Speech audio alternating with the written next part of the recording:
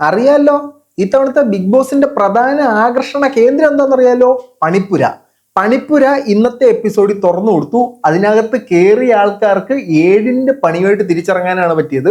പണിപ്പുരയെ കയറിയാലേ ഇവരുടെ തുണിയും ആഹാരം എല്ലാം പുറത്തെടുക്കാൻ പറ്റൂ. പക്ഷെ പണിപ്പുരയെ കയറിയവരെ കൊണ്ടുപോലും ഒരു കിണ്ടി എടുക്കാൻ പറ്റിയില്ല. ഇതൊക്കെയാണ് ഇന്നത്തെ ബിഗ് ബോസിൽ സംഭവിച്ചിട്ടുള്ളത്. ഇന്ന് വളരെ ഇൻട്രസ്റ്റിംഗ് ആയിട്ടുള്ള സാധനമാണ്. കുറച്ച് ആളുകളുടെ പ്രത്യേകതരമായ ക്യാരക്ടർ എല്ലാം വെളിച്ചടിയിട്ടുണ്ട്. കൂടുതലായിരിക്കില്ല, നേരെ വീഡിയോയിലേക്ക് പോകാം.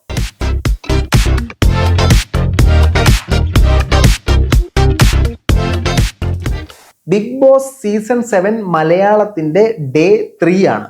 ഇന്നത്തെ ദിവസം സംഭവബഹുലമായ കുറെ കാര്യങ്ങൾ സംഭവിച്ചു. അതായത് കുറച്ച് നാള് ക്യാപ്റ്റനിൽ തന്നെ കേന്ദ്രീകരിച്ച് പൊക്കോണ്ടിരുന്ന ഒരു സാധനം പലരിലേക്കും കേന്ദ്രീകരിക്കാനായിട്ട് തുടങ്ങിയിട്ടുണ്ട്. ആദ്യം തുടക്കത്തിൽ തന്നെ ഒരു 8-10 ആയപ്പോഴത്തേനും രാവിലത്തെ പാട്ട് വന്നു. ജോണി മോനെ ജോണി നീയാണ് എൻ്റെ കണ്ണിൻ മണി. ആ പാട്ടിൽ പരിപാടി അങ്ങോട്ട് സ്റ്റാർട്ട് ചെയ്തു. പരിപാടി സ്റ്റാർട്ട് ചെയ്ത് കുറച്ചു നേരം കഴിഞ്ഞപ്പോഴത്തേനും നമ്മുടെ ക്യാപ്റ്റൻ ആയിട്ടുള്ള കോമണർ അനീഷ് പല്ല് തെക്കുകയായിരുന്നു ഗൈസ്. പല്ല് തെച്ചോണ്ടിരിക്കുന്ന അനീഷിന്റെ അടുത്ത് ആളുകൾ വന്നു, ഗുഡ് മോർണിംഗ് ഉണ്ട് കേട്ടോ. അനീഷ് കേട്ട ഭാവം നടിച്ചില്ല. എന്തൊരു ഗുഡ് മോർണിംഗ്, എനിക്കോ എന്ത്, ആ ഒരു സെറ്റപ്പിൽ പുള്ളിക്കാരൻ പല്ല് തെച്ചോണ്ടിരുന്നു. ബിഗ് ബോസ് പാട്ട് തുടങ്ങുന്നതിന് മുമ്പ് ആരംഭിച്ചത് ഗുഡ് മോർണിംഗ് പറഞ്ഞിട്ടാണ് ബിഗ് ബോസ് ആരംഭിച്ചത്. പക്ഷെ അനീഷിന്റെ ഇവിടുത്തെ പ്രശ്നം സുപ്രഭാതം പറഞ്ഞില്ല. സുപ്രഭാതം പറഞ്ഞു വേണം തുടങ്ങാൻ. നിങ്ങളെല്ലാം മലയാള ഭാഷ പഠിക്കണം. എന്നിട്ട് പുള്ളിക്കാരനൊരു മലയാളി കാർഡ്, മലയാളം അത്ര മോശം ഭാഷയല്ല, സുപ്രഭാതം എല്ലാവരും അറിഞ്ഞിരിക്കണം, സുപ്രഭാതമാണ് നമ്മുടെ എന്ന് പറഞ്ഞുകൊണ്ട് സുപ്രഭാതത്തിനെ പിടിച്ചിട്ട് പുള്ളി എന്തൊക്കെയോ കണ്ടന്റ് ഉണ്ടാക്കാൻ ശ്രമിക്കുന്നുണ്ട്. വളരെ നല്ല കാര്യം. പുള്ളിക്കാരന്റെ സുപ്രഭാതം ഏതെങ്കിലും ടെലികാസ്റ്റ് ആയിട്ടുണ്ട്, ആയതിനാൽ അത് ശ്രദ്ധിക്കപ്പെട്ടു എന്നാണ് അതിന്റെ അർത്ഥം. അങ്ങനെ ഒരാള് ഗുഡ് മോർണിംഗ് പറയുമ്പോൾ അപ്പൊ തന്നെ താങ്കൾക്ക് തിരിച്ച് സുപ്രഭാതം ഉണ്ട് കേട്ടോ എന്ന് പറയാം. അല്ലാതെ അവര് ഗുഡ് മോർണിംഗോ സുപ്രഭാതമോ പറയുമ്പോൾ മിണ്ടാതെ അണ്ണാക്കി പിരിവെട്ടി ഇരുന്നിട്ട് കുറച്ച് നേരം കഴിഞ്ഞിട്ട് നീയെല്ലാം മലയാളത്തിൽ സുപ്രഭാതം പറയടാന്ന് പറയുന്നത് വലിയ അർത്ഥമില്ല. ഈ പുള്ളിക്കാരനെ എൻ്റെ ഒരു അനുമാന പ്രകാരം ഏതെങ്കിലും ഒരു മലയാളം അധ്യാപകരുടെ ട്രെയിനിങ് സെന്ററിന്റെ നടുക്കോട്ട് കൊണ്ടിട്ടിട്ട് മലയാളത്തിൽ സംസാരിക്കണമെന്ന് പറഞ്ഞിട്ട് ഇറങ്ങി വരണം. അതാണ് ശരിക്കും അവിടെ സംഭവിക്കേണ്ട കാര്യം എന്ന് മനസ്സിലാക്കുക സുഹൃത്തുക്കളെ. അത് കഴിഞ്ഞ് സംഭവബഹുലമായ കാര്യങ്ങൾ നടന്നുകൊണ്ടിരിക്കുമ്പോഴത്തേന് അപ്പാനിരെ എണീറ്റ് പറഞ്ഞു, നീ ഞങ്ങളെ കൂടുതൽ മലയാളം ഉണ്ടാക്കാൻ വരണ്ട, സുപ്രഭാതമൊക്കെ ഞങ്ങൾക്കറിയാം എന്ന് പറഞ്ഞിട്ട് അപ്പാനി ശരത്ത് സ്കോർ ചെയ്തിട്ടുണ്ട്. വളരെ നല്ല കാര്യം. ഈ ബിഗ് ബോസ് ഹൗസിനകത്ത് സംഭവിക്കുന്ന ഒരു സാധനങ്ങൾ എന്ന് പറഞ്ഞാൽ ആൺപിള്ളേരെല്ലാം കൂടെ ചേർന്നിരുന്നിട്ട് ഒരു പെൺകുട്ടിയെ അല്ലെങ്കിൽ ഒരാളുടെ ക്യാരക്ടർ എക്സ്പോസ് ആക്കണമെന്ന് പറഞ്ഞിട്ട് അവരെ ചൊറിയുന്ന ഒരു സാഹചര്യം. അങ്ങനെ ഈ ഷാനവാസും അപ്പാനിയും കൂടെ നമ്മുടെ അനുമോളെ കയറി അങ്ങോട്ട് ചൊറിഞ്ഞു എന്ന് പറഞ്ഞാൽ ചെറിയൊരു ചൊറി. ആ ചൊറി പോയി അനുമോള് ഡോക്ടർമാരെ കുറ്റം പറഞ്ഞു എന്നായി. അപ്പോ ബിഗ് ബോസ് ഹൗസിനകത്ത് ഓൾറെഡി ഒരു ഡോക്ടർ ഉണ്ട്, ഡോക്ടർ ബിന്നിക്ക് അത് കയറി കൊണ്ടു. അതും പറഞ്ഞ് അങ്ങോട്ടും ഇങ്ങോട്ടും സംസാരമായി. ഷാനവാസ് ചുമ്മാ അടിച്ചങ്ങ് വിട്ട്, എന്ത് ഇവള് ഡോക്ടർമാര് പൈസ മേടിക്കാൻ മാത്രമാണ് ജോലി ചെയ്യുന്നതെന്ന് പറഞ്ഞിട്ട് ചുമ്മാ ഒരു തമാശയായിട്ട് സാധനം പറഞ്ഞു. ഈ സാധനം പറഞ്ഞിട്ട് ഞാൻ ഒരിക്കലും കരയില്ല, ഞാൻ വളരെ ബോൾഡായിട്ട് നിൽക്കും, ഞാൻ എൻ്റെ ശരിയായ ക്യാരക്ടർ കാണിക്കും എന്ന് പറഞ്ഞ് അനുമോൾ പൊട്ടിക്കരഞ്ഞു. എന്നിട്ട് കുറച്ച് കഴിഞ്ഞപ്പോൾ അനുമോൾ ഇരുന്ന് പറയുന്നുണ്ടായിരുന്നു, ഞാൻ ദേഷ്യപ്പെടില്ല, ഞാൻ കരയില്ല, ഞാൻ ശബ്ദിച്ച് സംസാരിക്കില്ല, അഹങ്കാരി എന്നുള്ള പേരാവും, കരച്ചിലോളി എന്നുള്ള പേരാകും എന്നൊക്കെ പറഞ്ഞിട്ട് പിന്നെ നിങ്ങൾ എന്താണ് ജെന്യൂനായിട്ട് നിൽക്കുമെന്ന് പറഞ്ഞേ? കരച്ചിൽ വന്നാൽ കര, ചിരിച്ചിൽ വന്നാൽ ചിരിച്ചിലോ, ചിരിക്കാൻ വന്നാൽ ചിരി, അങ്ങനെ എന്തെങ്കിലുമൊക്കെ കാണിക്ക്. ഏതായാലും അനുമോൾ അങ്ങനെ കരഞ്ഞു മെഴുകി. അതിനുശേഷം ഷാനവാസ് പിന്നെയും പോയി സംസാരിച്ചപ്പോൾ ഷാനവാസ് പറഞ്ഞു, എടേ ഇതൊരു തമാശയല്ലേ, ഇതൊക്കെ ഒരു ഫണ്ണല്ലേ എന്നുള്ള രീതി പറഞ്ഞു. അത് ഷാനവാസ് അതിനകത്തൊരു കള്ളനായി. അപ്പൊ ബിഗ് ബോസിന് ഇരുന്ന് തല പെരുത്ത്, ബിഗ് ബോസിന്റെ തലയിൽ കൂടെ പുക പോകുന്നത് എന്താ സംഭവം എന്ന് അറിയാഞ്ഞിട്ട് ബിഗ് ബോസ് പറഞ്ഞു, രാവിലെ നടന്ന സംഭവങ്ങളൊക്കെ നിങ്ങളൊന്ന് അഭിനയിച്ച് കാണിക്കണമെന്ന്. അങ്ങനെ ഈ അപ്പാനി അനീഷായിട്ട് പെരുമാറി അനീഷിനെ പോലെ തേരാ വാര തെക്ക് വടക്ക് നടന്നു. ഈ നടപ്പ് നേരെ ഒരു നടപ്പ് നടന്നിരുന്നെങ്കിൽ ഇവൻ ഈ കേരളത്തിൽ നടന്ന് അങ്ങ് ചെന്നൈയിലുള്ള ഉമറ ബിഗ് ബോസ് ഹൗസിലെത്തി. അമ്മാതിരി നടത്തമാണ് ഈ അനീഷ് നടന്നുകൊണ്ടിരിക്കുന്നത്. അങ്ങനെ അനീഷിനെ ട്രോളി പരിപാടിയൊക്കെ അവർ ചെറിയൊരു സ്കിറ്റൊക്കെ അവതരിപ്പിച്ചു. വളരെ രസമുണ്ടായിരുന്നു. അനീഷിന് തന്നെ മനസ്സിലായി അനീഷ് എന്തോരം വെറുപ്പീരാണെന്നുള്ള കാര്യം. അതിനുശേഷം ഒരു പണിപ്പുരയിലേക്ക് കയറാൻ, ഈ പണിപ്പുര എന്താണെന്ന് നമുക്ക് ഇതുവരെ അറിയില്ല കേട്ടോ, പണിപ്പുരയിലേക്ക് കയറാനുള്ളൊരു ടാസ്കുമായിട്ട് ബിഗ് ബോസ് വന്നു. 2 പേർക്ക് കയറാം. 2 പേർക്ക് കയറിയിട്ടുള്ള സാമാനം എല്ലാം എടുത്തോണ്ട് ഇറങ്ങാം. ഈ 2 പേരെ കയറാൻ നേരം ഇവര് തീരുമാനിച്ചെന്ന് പറഞ്ഞാൽ, ഒന്ന് അക്ബർ തട്ടിമിട്ടിക്കുള്ളൊരു തട്ടിമാടൻ ചെന്നു വെയിറ്റുള്ള സാധനങ്ങളെല്ലാം വാരി എടുത്തിട്ട് വരുന്നു. അതിനുശേഷം അവര് ആദില നോറയാണ് സെലക്ട് ചെയ്തത്. അവരൊരു കണ്ടസ്റ്റന്റ് ആണ്. അപ്പോൾ മൊത്തം 2 പേരെ വിടാൻ പറ്റുന്നിടത്ത് 3 പേരെ വിടാൻ പറ്റും എന്നും പറഞ്ഞിട്ട് അങ്ങോട്ട് കയറ്റി വിടാൻ തീരുമാനിച്ചു. പക്ഷെ ആ ശ്രമവും പാളി സുഹൃത്തുക്കളെ, അതിലേക്ക് നമുക്ക് വരാം. അപ്പോൾ ഇങ്ങനെ 3 പേരെയാണ് സെലക്ട് ചെയ്തത്. ടോട്ടൽ 2 കണ്ടസ്റ്റന്റ്, അക്ബറും ആദില നൂറയും. അത് കഴിഞ്ഞ് ഇങ്ങനെ ഇരുന്ന് സംസാരിച്ചുകൊണ്ടിരുന്നപ്പോഴത്തേനും അപ്പാനി ശരത്ത്, അഭിശ്രീ, ആര്യൻ ഇവർ 3 പേരും കൂടെ സംസാരിച്ചു. ചുമ്മാ ഒരു രസം ജിസലിനെ ഒന്ന് പ്രൊവോക്ക് ചെയ്യാം, നമ്മളെ ഹിന്ദിക്കാരിനെ ഒന്ന് പ്രൊവോക്ക് ചെയ്യാന്ന് പറഞ്ഞു. ഇവന്മാരെടുത്തതിൽ വെച്ച് ഏറ്റവും മോശം ഡിസിഷൻ ആയിരുന്നത് ജിസലിനെ പോയി ചൊറിഞ്ഞതിന്റെ കാരണം നീ ചുമ്മാ ഒരുങ്ങി മേക്കപ്പ് ഇട്ടുകൊണ്ട് നേരെ പര നടക്കുന്നു, നീ കാര്യങ്ങളിലൊന്നും ഇടപെടുന്നില്ല എന്നും പറഞ്ഞിട്ട് ചുമ്മാ അപ്പാനി ശരത്ത് അങ്ങോട്ട് ചൊറിയാൻ തുടങ്ങി. ചൊറിഞ്ഞ് ജിസല് പേരും എടുത്തോണ്ട് പോയി. പുള്ളിക്കാരി വളരെ നന്നായിട്ട് തിരിച്ചു തന്നു. പുള്ളിക്കാരി അവിടെ സ്റ്റേറ്റ്മെന്റ് ആയിട്ട് പറയുകയും ചെയ്തു, ഇവരൊരാളെ ചൊറിയണമെന്ന് ചിന്തിക്കുന്നു, അവരെ എക്സ്പോസ് ആക്കണമെന്ന് ചിന്തിക്കുന്നു, അത് അവരെ വന്ന് ചൊറിയുന്നു എന്നുള്ള കാര്യങ്ങളിൽ ജിസലിന് കൃത്യമായിട്ട് കാര്യം മനസ്സിലായി. അതായത് ഹിന്ദി ബിഗ് ബോസിൽ പങ്കെടുത്തുകൊണ്ട് ഓൾറെഡി എക്സ്പീരിയൻസ് ഉള്ള ഒരാളല്ലേ, ഇമാതിരി ചൊറിയൊക്കെ അവിടെ കണ്ടിട്ടുണ്ടാവും. ഏതായാലും ജിസൽ നന്നായിട്ട് സ്കോർ ചെയ്തിട്ടുണ്ട് ആ ഒരു സംഭവവുമായിട്ട് ബന്ധപ്പെട്ടെന്നാണ് എനിക്ക് തോന്നുന്നത്. നിങ്ങൾക്ക് തോന്നുന്നത് എന്താണെന്ന് വെച്ചാൽ കമന്റുകളായിട്ട് രേഖപ്പെടുത്തുക കേട്ടോ. ഇതിനകത്ത് ബോയ്സ് ആയിട്ടുള്ള ആള്, ആണുങ്ങളായിട്ട് നിൽക്കുന്ന ഒരു സ്ട്രാറ്റജി എന്ന് പറഞ്ഞാൽ ചുമ്മാ ഫൺ അടിക്കുക, ഇവരെയൊക്കെ കാണുന്നവരെയൊക്കെ ചൊറിയുക, ഒരു സീൻ ക്രിയേറ്റ് ചെയ്യുക, ഫൺ ജോളി, സൂപ്പർ. ആ ഒരു സെറ്റപ്പാണ് ആണുങ്ങൾ എടുത്തിരിക്കുന്ന ഒരു സ്ട്രാറ്റജി എന്ന് പറഞ്ഞാൽ. അനീഷിനെ ഇല്ല കേട്ടോ, അനീഷിനെ ഉൾപ്പെടുത്തിയിട്ടില്ല. അനീഷ് സൈക്കോ, അനീഷിനെ മാത്രം നമ്മൾ സ്പെഷ്യലായിട്ട് എടുത്ത് മാറ്റി വെച്ചു. സ്ത്രീകൾ എടുത്തിരിക്കുന്ന ഒരു സൈക്കോ എന്ന് പറഞ്ഞു കഴിഞ്ഞാൽ ഒന്ന് പറഞ്ഞ് രണ്ടിന് തമ്മിൽ തല്ലുക, അടി ഉണ്ടാക്കുക, വഴക്കിടുക, ഇത് പറയുന്ന താളത്തിനെല്ലാം തുള്ളുക. ഇതിനകത്ത് മറ്റേ രന ഫാത്തിമയും ജിസലും മാത്രമാണ് ഹിന്ദിക്കാരി, പേര് കറക്റ്റായിട്ട് കിട്ടിയിട്ടില്ല കേട്ടോ. ഇവര് മാത്രമാണ് കാര്യങ്ങളൊന്നും മനസ്സിലാക്കി കളിക്കുന്നതായിട്ട് സ്ത്രീജനങ്ങളിൽ എനിക്ക് തോന്നുന്നത്. ബാക്കി എല്ലാം ഈ ആൾക്കാർ ചൊറിക്കാത്തെല്ലാം പോയി വീഴുന്നുണ്ട്. ഈ 2 എണ്ണത്തിന് മാത്രം ബുദ്ധിയുള്ളതായിട്ട് എനിക്ക് തോന്നി. നിങ്ങളുടെ അഭിപ്രായം തീർച്ചയായിട്ടും കമന്റുകളായിട്ട് ഇടണം കേട്ടോ. നിങ്ങൾക്ക് ആരെയാ ബുദ്ധിയുള്ളതായിട്ട് തോന്നി, നിങ്ങൾ ആരെയാ സപ്പോർട്ട് ചെയ്യുന്നുള്ളത്. ജിസലിനെ രാവിലെ ചൊറിഞ്ഞു തുടങ്ങി. ജിസല് ഫുൾ സ്റ്റാർ.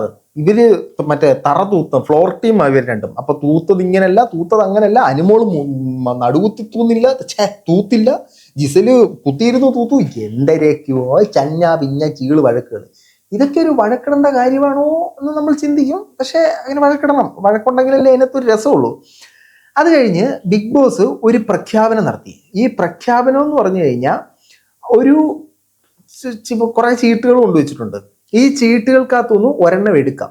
ഈ എടുക്കുമ്പോഴത്തേനും അതിനകത്ത് വരാൻ സാധ്യതയുള്ളത് 15 സെക്കൻഡ് അതിന് 600 പോയിന്റ്, 16 സെക്കൻഡ് അതിന് 575 point, 17 second 550 point, 18 second 625 point, 19 second 500 point, 20 second 450 point. ഇതിൽ ഏത് ചീട്ടാണോ ഇവർക്ക് വരുന്നത് അത്രയും സമയം കൊണ്ട് ഈ പറയുന്ന പണിപ്പുരയിൽ കയറിയിട്ട് ഈ പോയിന്റിനനുസൃതമായിട്ടുള്ള സാധനം എടുത്തിട്ട് പുറത്തു വരാം. ഇതാണ് നമ്മുടെ പണിപ്പുര ടാസ്ക്. ഈ പണിപ്പുര ടാസ്കിനകത്ത് മറ്റേ ഇട്ട് വാരി ആദില നൂറ എടുത്തപ്പോൾ അവർക്ക് കിട്ടിയത് 16 സെക്കൻഡ് 575 പോയിന്റ് ആണ്. അതും പറഞ്ഞുകൊണ്ട് ഇവർ ഭയങ്കര പ്ലാൻ ചെയ്തു. അകത്തേക്ക് കയറി സാധനങ്ങളെല്ലാം വാരി വലിച്ചെടുത്ത് പുറത്തു വന്നപ്പോഴത്തേന് സമയം കളഞ്ഞ് ബിഗ് ബോസ് സാധനങ്ങളെല്ലാം തിരിച്ചു പിടിച്ച് മേടിച്ചു. ആയതിനാൽ ലക്ഷറി ഫുഡുമില്ല, ഇടാനുള്ള ഡ്രസ്സുമില്ല. അന്തേവാസികൾക്ക് കൊടുക്കുന്ന പോലെ ഒരു യൂണിഫോം അങ്ങോട്ട് പൊട്ടിക്കും. യൂണിഫോം വിട്ടിട്ട് അതിനകത്തോട്ട് പറ്റില്ലെങ്കിൽ തേര് അപ്പാരെ അങ്ങോട്ട് നടക്കണം. അതാണേ പറ്റും. യൂണിഫോം എന്ന് പറഞ്ഞു കഴിഞ്ഞാൽ മറ്റേ മുടി വളർത്തി നിവിൻ ഉണ്ടല്ലോ, നവീൻ അവന് കൊടുത്ത ഡ്രസ്സ് എന്ന് പറഞ്ഞാൽ കോമഡി ഡ്രസ്സ്. ഒരുമാതിരി നമ്മളൊക്കെ 5ാം ക്ലാസ്സിൽ പഠിക്കുമ്പോൾ ഒരു ഷർട്ടും ട്രൗസറും ഇട്ടുകൊണ്ട് സ്കൂളിൽ പോയില്ല, അമ്മാതിരി ഒരു ട്രൗസർ പരിപാടി വിട്ടുകൊണ്ടാണ് സ്കൂളിൽ പോയത്. അമ്മാതിരി ഒരു ട്രൗസർ പരിപാടിയാണ് അവന് കൊടുത്തത്. ഈ നവീൻ തമാശയാണെന്ന് പറഞ്ഞ് എന്തൊക്കെയോ കോപ്രായം കാണിക്കുന്നു. ഇങ്ങനെ വെച്ച് കിട്ടുന്നു, തമ്മ എന്നൊക്കെ കാണിക്കുന്നു. എന്തൊക്കെയോ ഈ പുള്ളിക്കാരൻ തമാശ എന്ന് പറഞ്ഞ് കാണിക്കുന്നുണ്ട്. തമാശ എന്ന് പറഞ്ഞു കഴിഞ്ഞാൽ ഈ ചില നമ്മൾ കോമഡി ഷോസ് ഒക്കെ കാണുമല്ലോ, ഈ കോമഡി ഷോസിനകത്ത് ചീഞ്ഞളിഞ്ഞ് പുഴുത്ത് നാറിയ തമാശയെക്കാട്ടിലും മോശമായിട്ടുള്ള തമാശകളാണ് നിവിൻ അതിനകത്ത് കാഴ്ചവെച്ചുകൊണ്ടിരിക്കുന്നത്. എന്തിനാണ് പുള്ളി ഫണ്ണെന്ന രീതിയിൽ ഈ മാതിരി സാമാനങ്ങളൊക്കെ ചെയ്യുന്നത് എനിക്ക് പിടികിട്ടിയില്ല. ഇവര് സ്ഥിരം പറയുന്ന പോലെ സ്ക്രീൻ സ്പേസ് ആയിരിക്കാം. പുള്ളി എന്തരൊക്കെയോ കാണിക്കുന്നു കേട്ടോ. ഈ ഡ്രസ്സിനെ കുറ്റം പറയുന്നു. എനിക്ക് കളർഫുൾ ഡ്രസ്സായിരുന്നു ഇഷ്ടം. ആടാ നിനക്ക് കോട്ട് സൂട്ടും തരാം, നീ എന്നാ മറ്റേ ബാൻഡ് തട്ടിപ്പറിക്കണമായിരുന്നു. ഒന്നും ചെയ്യാനും പറ്റില്ല. പക്ഷെ അവന് കളർഫുൾ, എന്നെ സ്റ്റൈലിഷ് ആയിട്ട് കാണിക്കാനാണ് ഇന്നത്തേക്ക് വന്നത്, എന്റെ സ്റ്റൈൽ കാണിക്കാൻ പറ്റുന്നില്ല, ഞാൻ ഇത്തരം ഡ്രസ്സുകളൊന്നും ഇടാവില്ല എന്നൊക്കെ പറഞ്ഞുകൊണ്ട് എന്തൊക്കെയോ ഷോ ഇറക്കുന്നുണ്ട്. അതിനൊരു ഓപ്ഷൻ പ്രിയ സുഹൃത്തെ ബിഗ് ബോസ് താങ്കൾക്ക് നൽകിയിട്ടുണ്ട്. ലവ്മാരുടെ കൈ കിടക്കുന്ന ബാൻഡ് തട്ടിപ്പറിക്കുക. നിനക്ക് നിന്റെ സകലമായ ഡ്രസ്സും എടുത്തിട്ട് നീ എന്തിനാന്ന് വെച്ചാൽ ഇട്ടോ ഇടാതെയോ പോയിന്റ് ഡീൽസ് ഇട്ടോ എന്തെന്ന് വെച്ചിട്ട് നടന്നോ.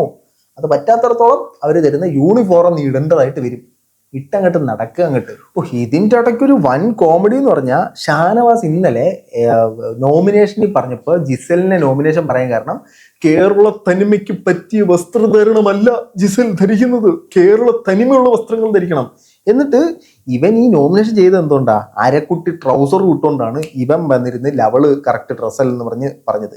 അപ്പം നീ എന്തിടണം പെടാ മോനെ, നീ ഷർട്ടും മറ്റേ രണ്ട് മുണ്ടിന് എന്താ പറയുന്നത്, എണ്ണപ്പൊട്ട് ഒറ്റ മുണ്ട് കൊടുത്തോണ്ട് വേണമായിരുന്നു നീ പോയി വിമർശിക്കാനായിട്ട്. ട്രൗസർ നമ്മുടെ കേരളത്തനിമയുടെ ഡ്രസ്സാണ് ട്രൗസർ. കൊള്ളാം മോനെ കൊള്ളാം.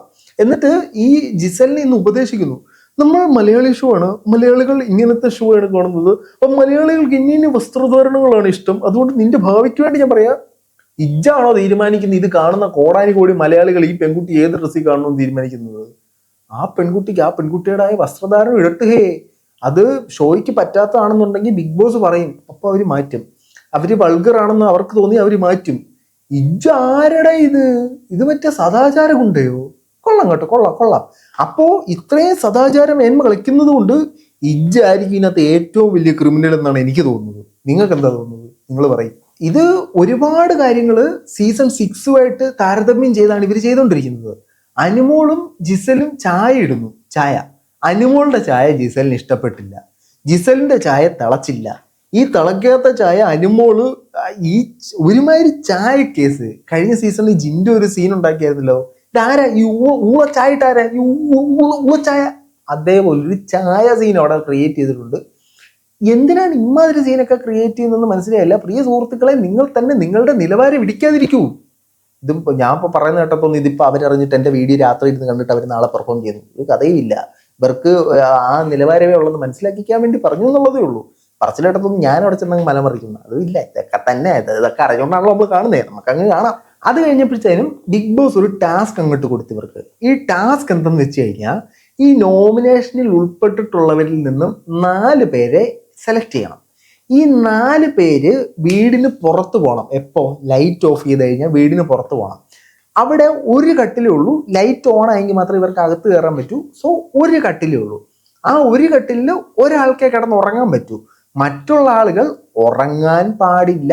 മറ്റുള്ള ആളുകൾ ഇതിന് പരിസരത്ത് തന്നെ ഇരിക്കണം. ഇതാണ് ബിഗ് ബോസിന്റെ നിയമം. ഈ സമയത്ത് ഉറങ്ങുന്ന ആരെങ്കിലും പൊക്കിയെടുത്ത് റെഡ് സോണിൽ കൊണ്ടുവച്ച് കഴിഞ്ഞാൽ അയാൾ ഡയറക്റ്റ് എലിമിനേഷൻ. അപ്പോൾ ഉറങ്ങുന്നവനെ തൂക്കിയെടുത്ത് പുറത്തിട്ട് കഴിഞ്ഞാൽ അവൻ എലിമിനേറ്റ് ആയിപ്പോൾ. കട്ടിൽ ഒരാൾക്ക് മാത്രം കിടക്കാം, അയാൾ കിടക്കുക തന്നെ വേണം, ഇരിക്കാൻ പറ്റത്തില്ല. എന്നൊക്കെ കണ്ടുപിടുത്ത ആരുടെ ഈ ടാസ്ക് ഒക്കെ ഉണ്ടാക്കിയേ? അതിനുവേണ്ടി ഹൗസ് മേറ്റ്സ് തെരഞ്ഞെടുത്തെന്ന് പറഞ്ഞാൽ 1 ഷാനവാസ്, 10 പേര് വോട്ട് ചെയ്തു, 2 ഷൈത്യ, 3 ജിസേൽ, 4 രന ഫാത്തിമ. അപ്പോൾ ഇത്രയും പേരെയാണ് സെലക്ട് ചെയ്തത്. ഇതിൽ ബിൻസിയെ ഒരു വോട്ടിട്ട് സെറ്റപ്പ് ആക്കിയത് എന്ത് തേങ്ങ എന്ന് എനിക്ക് മനസ്സിലായില്ല കേട്ടോ. അത് മനസ്സിലായവരുണ്ടെങ്കിൽ കമന്റ് ചെയ്ത്. രണ്ടാമത് വീണ്ടും കണ്ടിട്ട് എനിക്കൊരു തേങ്ങ മനസ്സിലായിട്ടില്ല. അപ്പൊ ഇതിനകത്ത് പക്കാ നിയമലംഘനങ്ങൾ നടന്നു. നിയമലംഘനങ്ങൾ നമ്പർ 1, ഷാനവാസ് അവിടെ കിടന്ന് പൂക്കുറ്റി ഉറങ്ങി. പൂക്കുറ്റി ഉറക്കം എന്ന് പറഞ്ഞാൽ വെറും ഉറക്കമല്ല, ഉറങ്ങിയാളുടെ തല പിടിച്ച് പൊക്കിയിട്ട് പോലും അറിയാത്ത ഉറക്കം. നിയമലംഘനം നമ്പർ 1. നിയമലംഘനം നമ്പർ 2, ഈ കട്ടിലിന് പരിസരത്തുള്ള ഇരിപ്പിടങ്ങളിൽ ഇരിക്കണമെന്നായിരുന്നു ടാസ്ക്. ജിസൽ ഇരുന്നിട്ടില്ല. ജിസൽ പാര നടന്നുകൊണ്ടിരിക്കുകയാണ്. ഇത് രണ്ടും ബിഗ് ബോസിന്റെ 7ന്റെ പണിയായിട്ട് വരാനുള്ള സ്കോപ്പ് ഉണ്ട്. രാത്രിയെല്ലാം ഇവരൊക്കെ ഉറങ്ങാതിരുന്ന് എന്തൊക്കെയോ കാണിക്കുന്നുണ്ട്. ഇതൊക്കെയാണ് ഇന്നത്തെ എപ്പിസോഡിൽ നടന്ന പ്രധാനമായിട്ടുള്ള അപ്ഡേറ്റുകൾ. ബാക്കിയുള്ള കാര്യങ്ങൾ നമുക്ക് നാളെ വരാം. ഏതായാലും പല ആൾക്കാരുടെയും സ്വഭാവം പുറത്തേക്ക് വരുന്നു. ജിസൽ കുറച്ചും കൂടെ ആക്റ്റീവായി, നവീൻ നല്ല രീതിയിൽ വെറുപ്പിക്കാൻ തുടങ്ങി. ഒനിൽ സാബു തകർക്കും എന്നൊക്കെ പറഞ്ഞിട്ട് അനക്കം പോലും കാണാത്ത ഷാനവാസ് ഒരു കള്ളനായി മാറി. അനുമോളുടെ കരച്ചിൽ നാടകം തുടങ്ങി. ഇതിൻ്റെ ഇടയ്ക്ക് നവീനും രേണുവും തമ്മിൽ ഒരു സാധനം. നവീൻ രേണുവിനെ പറയാൻ, നിന്റെ മോന്ത കണ്ടു കഴിഞ്ഞാൽ ആട്ടാൻ തോന്നുന്നതാണ്. എടാ എന്നാ വലിയ ബോഡി ഷേമിങ് എടാ അത്. ഒരു പെൺകുട്ടിയുടെ മുഖത്ത് നോക്കി പറയാം നിന്റെ മോന്ത കണ്ട ആട്ടാൻ തോന്നുന്നത്. രേണുവിനെ ഞങ്ങൾ പലതും പറയും. ഞങ്ങൾ പറയുന്നിട്ട് ഇജ്ജൊരുമാതിരി പറച്ചിൽ പറഞ്ഞോണ്ടല്ലോ, എൻ്റെ മോന്ത കണ്ടു കഴിഞ്ഞാൽ അല്ല, ഞാൻ ഒന്നും പറയുന്നില്ല. അപ്പൊ പിന്നെ അവനും ഞാനും തമ്മിൽ എന്താ വ്യത്യാസം? എന്നിട്ട് രേണുവിന്റെ തല പിടിച്ച് ഉരയ്ക്കാൻ തോന്നും. തല പിടിച്ച് അങ്ങോട്ട് ഉരച്ച് നോക്ക്, രേണു ഫാൻസ് ഇളകും. കുത്തിന് പിടിച്ച് വാങ്ങും. നിന്നെ ഉണ്ടല്ലോ, രേണു പുറത്തിറങ്ങിയിട്ട് നിന്നെ പറയുന്ന അപവാദം കേട്ട് നീ കിടന്ന് പുഴുങ്ങോടാ നീ. നിങ്ങളുടെ അഭിപ്രായം തീർച്ചയായിട്ടും കമന്റുകളെ രേഖപ്പെടുത്തൂ. നാളത്തെ വീഡിയോ ഇട്ട് വീണ്ടും വരാം. അതുവരെ ബൈ.